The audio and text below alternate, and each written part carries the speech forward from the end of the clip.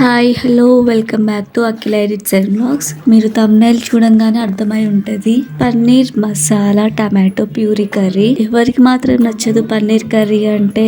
ఎవరికైనా నచ్చాల్సిందే పన్నీర్ కర్రీ అని చెప్పగానే.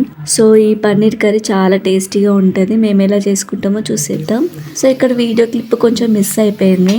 సో ఫస్ట్ అయితే కడాయి పెట్టుకొని అందులో ఆయిల్, ఉల్లిపాయలు, ఎండుమిర్చి, అప్పుడే దంచి పెట్టేసుకున్న ఎల్లిగడ్డ వేసేసుకోవాలన్నమాట. అవి బాగా వేగిన తర్వాత పసుపు వేసేసుకొని, తర్వాత టమాటో, పచ్చిమిర్చి, కొన్ని వాటర్ వేసుకొని మిక్సీ పట్టేసుకున్న ప్యూరీ అనేది మొత్తం ఇందులో వేసేసుకోవాలి.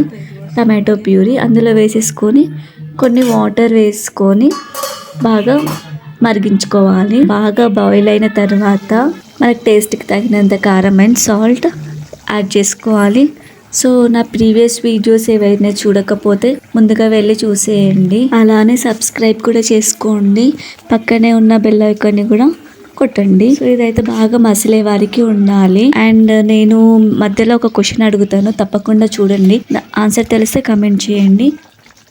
ఇప్పుడు పన్నీర్ అయితే మంచిగా క్యూబ్స్గా కట్ చేసుకున్నా. ఈ పౌడర్ ఏంటిది అంటే మసాలా దినుసులు, అంటే లవంగం, సాజీరా, యాలక్కులు, ఎండు కొబ్బరి కాల్చినది అండ్ నువ్వులు వేయించుకున్నవి, అవన్నీ గ్రైండ్ చేసుకొని పక్కన పెట్టేసుకున్న పౌడర్ అనమాట. కర్రీ దాంట్లో వేసేసుకొని వాటర్ యాడ్ చేసుకొని వేయాలి. అది కూడా అందులో వేసేసుకొని వాటర్ యాడ్ చేసుకోవాలి. సో ఇప్పుడు పన్నీర్ క్యూబ్స్ వేసుకొని బాగా మిక్స్ చేసుకోవాలన్నమాట.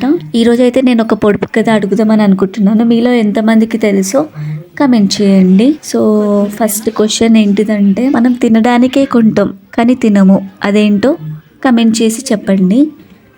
సో ఇప్పుడైతే కొత్తిమీర యాడ్ చేసుకొని మూత పెట్టేసుకొని ఒక 5 minutes కుక్ చేసుకోవాలి.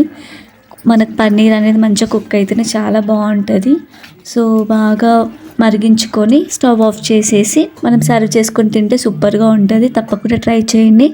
అప్పటిదాకా మీరైతే సబ్స్క్రైబ్ చేసుకోండి, అలాగే బెల్ ట్యాప్ చేయండి.